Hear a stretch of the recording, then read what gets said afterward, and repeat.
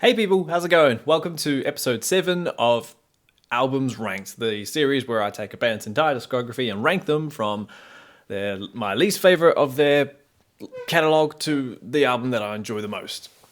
Today's an awesome fun one. Today we're going to tackle the awesome guitar hero gods, both in game and in real life. Dragonforce! We're going to tackle Dragonforce today. I've been a big fan of Dragonforce, literally, as you can imagine, since Guitar Hero came out back in like 2006 or whatever it was, I think. And being a guitar player, immediately hooked on that game. It was just insane. The song Through the Fire and Flames changed my life in terms of what could be done on the guitar and singing, and what could be done on the drums in terms of how fast I can go, and just everything about it was just holy damn awesome. So I thought today would be a fun one. We're going to tackle Dragonforce and all their 8 studio albums, so we're going to not include, lives or anything like that. And so, yeah, without further ado, let us just kick straight into it and dive in with my least favorite of Dragonforce. And funny enough, that is the album that they released recently, and that is Extreme Power Metal. Now, in terms of what Dragonforce are, when you hear the words Dragonforce, you immediately think of a certain type of power metal. You think of, like this album is called, you think of extreme power metal, where it's all hard and it's fast and everything is just going literally 9 million miles an hour. However, with this one, I feel like they've changed, and that's all good. I don't expect bands to stay the same forever. However, these guys had a very signature sound, and a couple of albums ago, they started to change it, but this one is like pure difference in terms of what you think of when you hear the word Dragonforce. There are some good songs on here, but like there's not many. There's a few hidden gems on it. The single Highway to Oblivion was pretty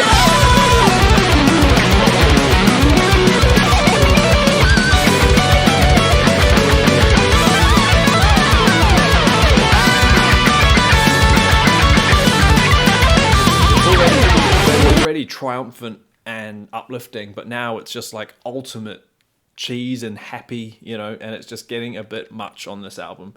Cosmic Power of the Infinite Shred Machine, that song is quite cool, but that's The Last Dragonborn is probably my favorite song. And then the song that really defines change for this band is probably track 4, Heart Demolition. Go listen to that song and you should see what I mean when I say that they've changed a lot since, the early days, of course. And whether or not this is working for them, good for them. They seem to be on this retro video game kind of vibe. So anyway, least favorite would be Extreme Power Metal from 2019. Cool. Now we're moving up into number 7 is the album that actually came before it a couple of years earlier, 2017's Reaching into Infinity. I've had people say that this album isn't so bad, whereas for me, it's only better than Extreme Power Metal, purely for Judgment Day and Curse of Darkness. They're fun, but also the one thing that really saves this album from being on the bottom is the edge, standing at the edge of the earth. What's it called? The Edge of the World. That's like an 11-minute insane Dragonforce song. It's nothing like what they do. It sounds I think it sounds quite maideny in some areas, but then again, then there's also a section where it sounds pretty brutal and like full-on death metal. So it's experimenting Dragonforce, but starting to get a bit weird when this album came out, but I would rather listen to this than Extreme Power Metal, but I would still rather listen to a lot of other stuff other than Falling into Infinity. So yeah, that's why this one's at number 7. It just doesn't make me go wow like the others. Cool. Moving up, number 6 now. We're going back to the old singer for this one. I've had this album. This is the first Dragonforce album I owned, and as you'll be able to see, since it's quite beaten up, and this is 2008's Ultra Beatdown. And I've heard people say that this is probably their worst album. That is not true. This album is extremely underrated, and there are some amazing songs on here. Like, for example, Heroes Without Time. When I heard that song, I was blown away by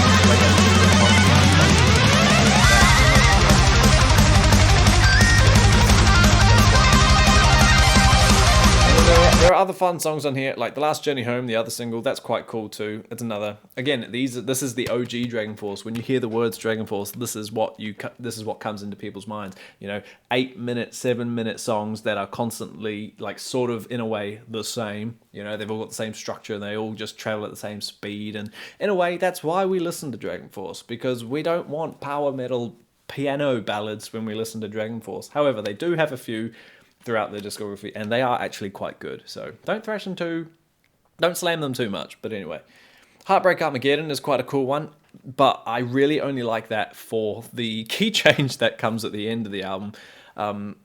If you can get through the 8.5-minute song, just hang out for the key change, and it'll make the 8 minutes so much worth it.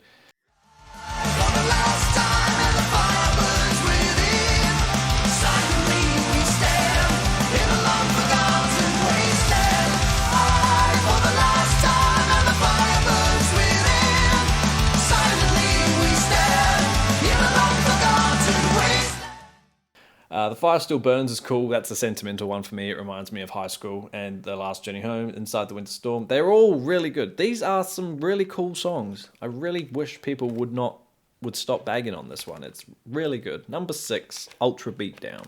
Sweet as, moving up now. Number 5, we're coming back into sort of more recent times with Mark, the new singer, and we're coming in strong with number 5, The Power Within, 2012. Yes, so this is the first album to feature current singer Mark Hudson on it, and I'll tell you what, this album is pretty good. I can't talk. This album is pretty damn good. I remember when it came out, I remember getting excited for it. Cry Thunder came out. We all got shocked of how different Cry Thunder was. It wasn't a fast song. It was a standard 4/4, just slow, mid-tempo kind of song. And it was extremely extremely catchy and really cool to sing, and just real triumphant and just uplifting, which is what you want when you're listening to Dragonforce's songs. Holding On is probably the greatest opening to an album I've ever heard in terms of singing. The high vocals on that are just wow. They're so good. Seasons is a cool, fun one. Beautifully sung, beautifully played. And then there are some other cool, fun ones on here that don't get talked about, because they're not singles. Last Man Stands is probably Mark's highest note that I can immediately think of, I think. Maybe it's changed since this, but anyway. Wings of Liberty is quite cool. That's your slow piano sort of song, but it picks up much, much quicker. And then Die by the Sword is fun. But then Heart of the Storm is one of my favorites. Now, I'm holding the original album of this, the 2012. A couple of years later, they brought out the Re-Powered Within, which is essentially the same album. It's just been put back into the studio and remixed and remastered and whatnot. And when that came out, I was kind of like, why are you doing an album that's only 5 years old? Go back and do Sonic Firestorm or something. But anyway, that album's got that one's got Heart of the Storm on it with an alternate chorus, and that's really, really cool. I actually much prefer that version to the one that's on this album. But yeah, anyway, number 5 is Dragonforce's The Power Within. Really, really cool album. Cool. Now number 4 is the album that literally put them on the map in terms of worldwide fame or whatnot. It is the Guitar Hero album, and that is 2005's Inhuman Rampage. Crack up enough. I don't own this one. I've never seen it in the shop before, ever. But yeah, there are some awesome songs on this one. Obviously, you've got the classic. You have Through the Fire and Flames, probably one of the more higher played songs on my Spotify list, and that's all good. But there are other ones that need to be talked about, like for example, the other single, Operation Ground Pound, was really, really awesome. I love the video, how the two guitar players are basically doing what we've done in Guitar Hero. They're just playing each other, and they're just trying to get higher scores. It's really, really clever. But then there's also so many more, hidden ones that just no one's ever mentioned. Cry for Eternity, which is basically Ground and Pound, 2.0. The intros, they sound exactly the same. And but it's so much heavier. It's a lot faster, and it's longer. Cry for Eternity is the longest song, going on for 8 minutes. And then Body Breakdown is awesome because they're so nice to sing. Storming Through the Burning Fields, I think, is probably the only Dragonforce song that I can properly play the solo on guitar. I think. I haven't played it for a while, but I must try that out again. The Flame of Youth is an extremely underrated one. That's got a mean-as key change in it, I'm pretty sure. And just, yeah, this album is really, really cool. And I'll be surprised if you've listened to Dragonforce but haven't listened to this album, because this is the Through the Fire and Flame album. So, honest to God, go check out Inhuman Rampage. Such a good album. Number 4. Right on. Now, number 3, we have Sam's favorite album. I'm pretty sure he told me it was his favorite album. They released this album, and then he was really frightened of how he was going to top it. And then he went on to top it with Through the Fire and Flames. And you guessed it, this album is number 3, Sonic Firestorm. Now, this one I have is signed. I met them all at a gig that I went to down in Wellington, and honestly, one of the best gigs I've ever been to. It was up there with the Ailstorm gig, and 90 minutes of just pure chest-pounding bass, and everything about it was just so good. But anyway, yeah, Sonic Firestorm is a fantastic power metal band. This is OG, typical Dragonforce. This is what we want when we hear these words. We all know Fury of the Storm, fantastic song, but there are other ones on here that definitely need to be mentioned. Soldiers of the Wasteland, fantastic, 9 minutes, 48 seconds or whatever it is. Dawn of a New World, nice and slow. Above a Winter Moonlight, I'm pretty sure is Zippy's highest note. I'm pretty sure it's like a C something, or I don't know. Is it a C7? Who knows? There are some really good. Prepare for War, which sort of sounds like Fury of the Storm in terms of intro, but yeah, that one's cool too. Got a really cool solo section, and just, yeah, number 3, Sonic Firestorm. Such a good album, I swear. I'm so happy that I have it signed. Really cool. Nearly getting to the top now. Number 2 is another album that I don't own, which sucks because if I ever see this on the shelf, it needs to be picked up, and that is the 2003 debut Valley of the Damned. I'm so sorry. I'm so sleepy.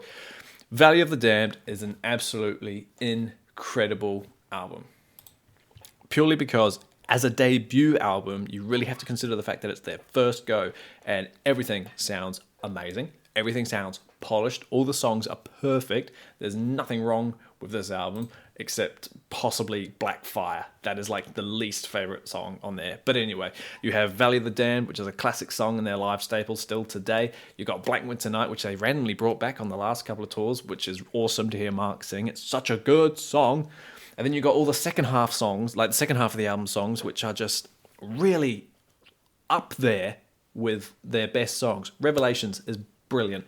Disciples of Babylon, it's just so good. Even the piano ballad, the one that I roasted earlier, Starfire, it's amazing. Honest to God, these are perfect Dragonforce songs. This is such a good album, and there's so much cheese in this album. Heart of a Dragon and Where Dragons Rule, they're so cheesy, but you can't help but love them.